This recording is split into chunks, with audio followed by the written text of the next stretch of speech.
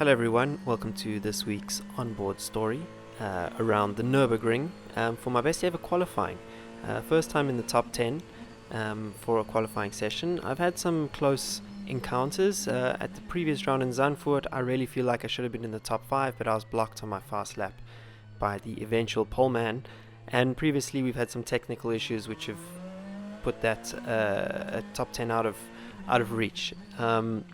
I think the previous 3 rounds of the GT World Challenge I've always been P2 in the Pro-Am qualifying.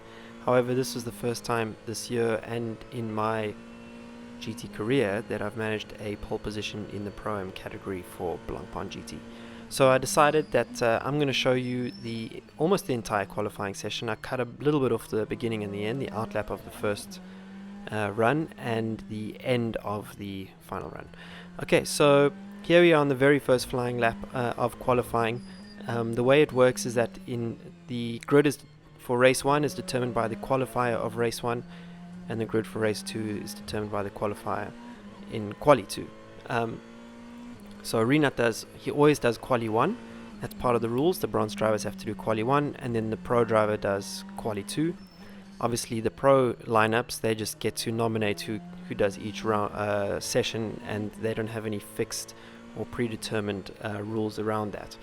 So generally what happens is in quali 2 you put your fastest driver, even for the pros, so it's usually considered the most difficult one to get a pole position overall, or even into the top 10 in my case. Historically, qualifying hasn't been one of my strong points. I'm usually a much better racer. So there you go, there's the outline. So this is the first flying lap. I was already on new tires. We decided to use 2 sets of tires for my run because track position around here is very important, and overtaking is also very difficult in the races. And yeah, so far the lap was going pretty well.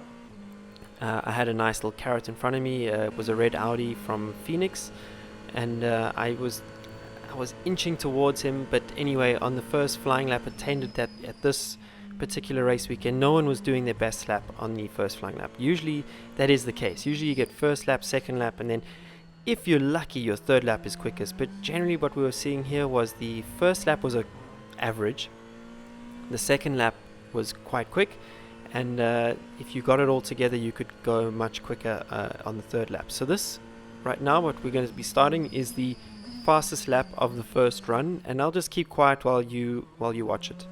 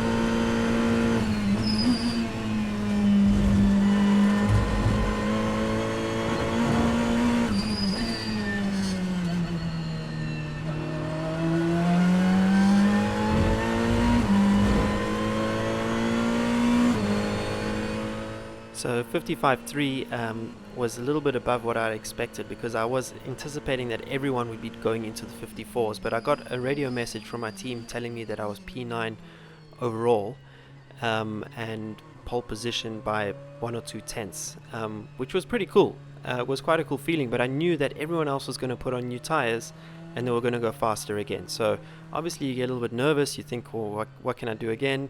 And in this case here, I caught that Audi on that second flying lap, which meant that my third flying lap, which I thought could have been even quicker, was compromised. So now I had to slow down enough to cool my tires, to give myself another shot without using too much of the tire on this slowdown lap.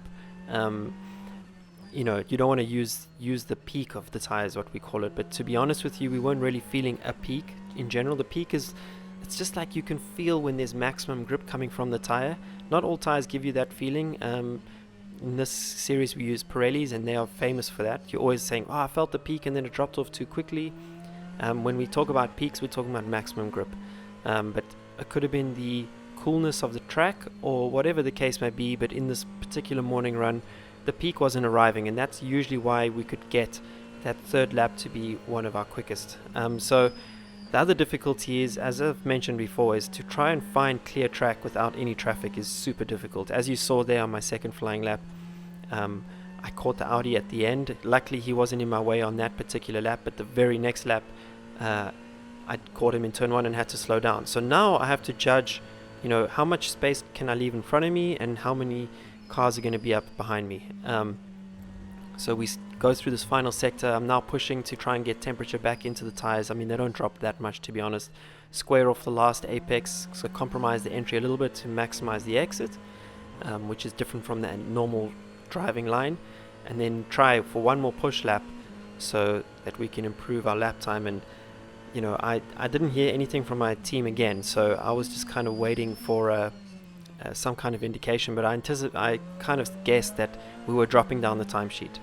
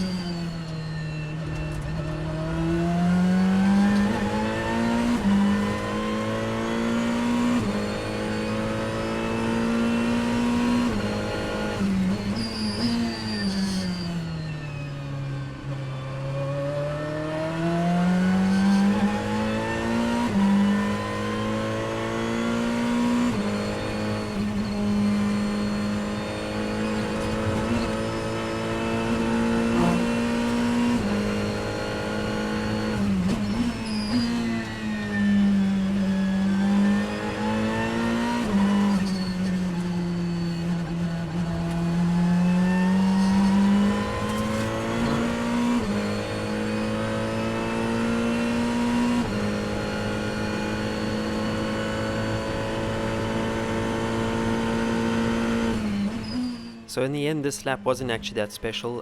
It wasn't that I made any fundamental mistakes. I wasn't able to carry as much speed as I did on that second flying lap when I did the 55.3. So by now the tires are pretty much gone. But what was also interesting was we had a slight issue with our GPS tracker. So on the track map, my team thought that I was only approaching the final chicane when they called me in to try and come into the box, because obviously these qualifying sessions are limited time. You have 20 minutes and you want to try and get both runs in within that time limit.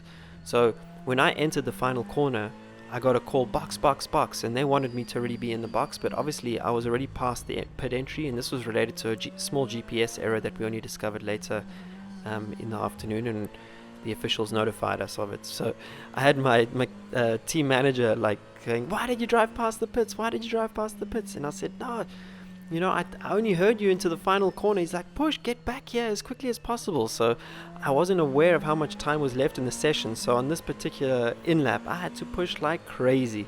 It turned out we actually did have enough time, but it's always better if you're not, under time pressure to get your laps done. So you're kind of burning these tires, which you will have to use in the race. On the in-lap, you're burning them just to try and get another set on in time before the clock runs out.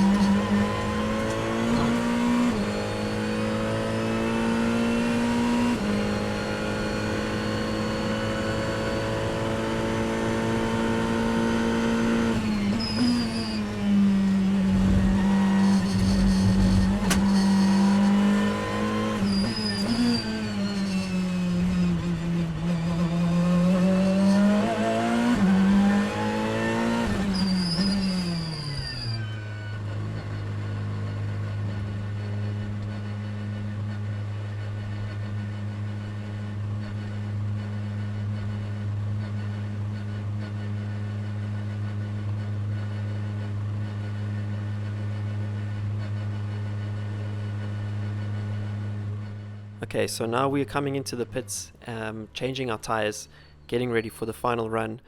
In the previous round, we didn't use 2 sets of tires because of the track under. Actually, no, that's a lie.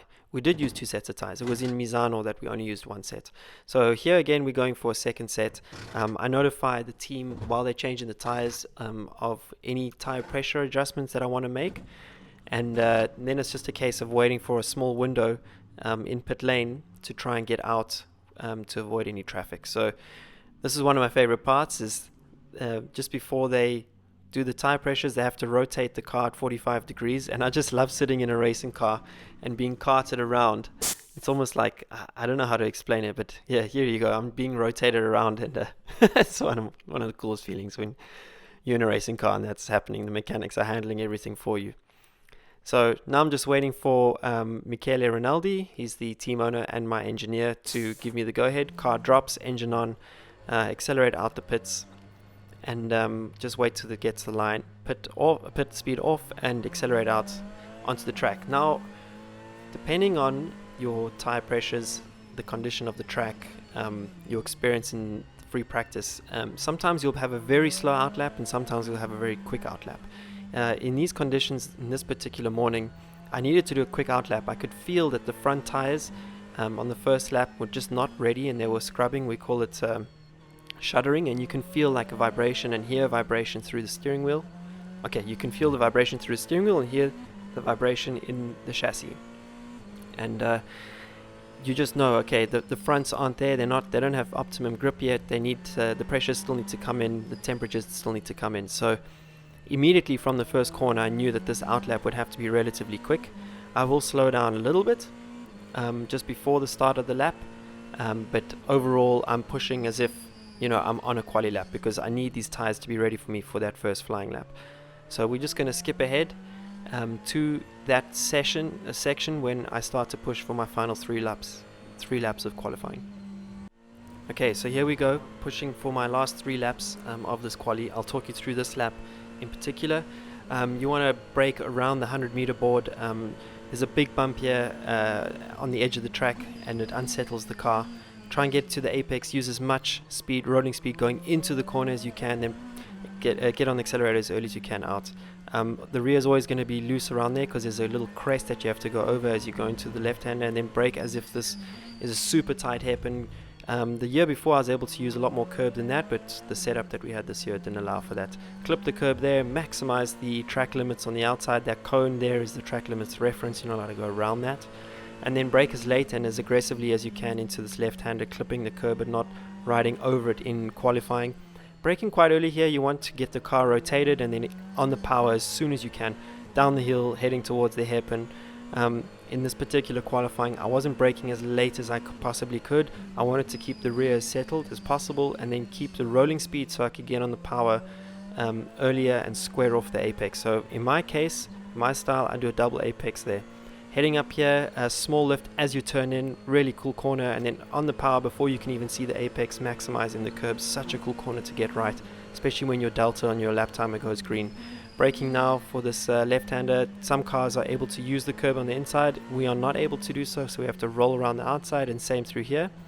Very similar lines to what I would take in GT Sport, no joking. Heading down now to the final part of the lap, my favorite part, which is the high-speed chicane.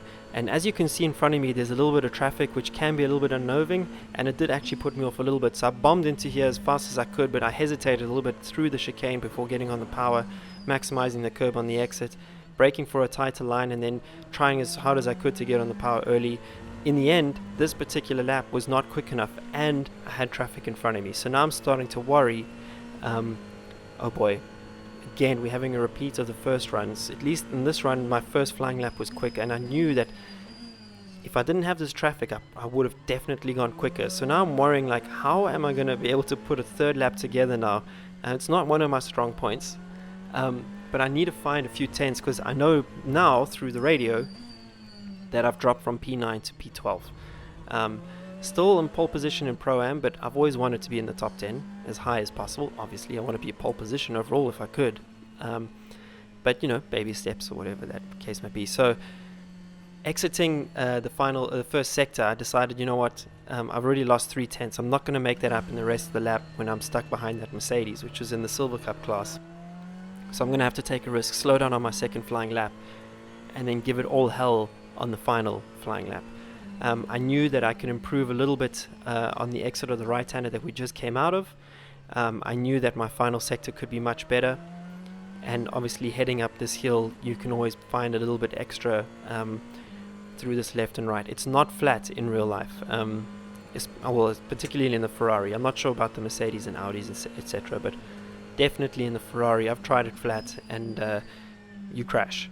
Well, I haven't crashed yet, but I've run wide there, and it's, a track like this really punishes you if you run wide. It's one of the classics. I really love the flowing nature of this track. Yes, overtaking is incredibly difficult, but the rest of it is just beautiful to drive, and once you get into a rhythm around here, it's really fun. I wanted to show you the race 2, obviously, where we had the incident, but we're hitting around like a ping pong ball there, and the rules from Blancpain, they said I can post these videos as long as I don't post any incidents. So here you can see not an ideal start to the lap with that Audi going wide, but we're going to give it a crack, and I'll stop commentating from here because this is my best lap of the weekend.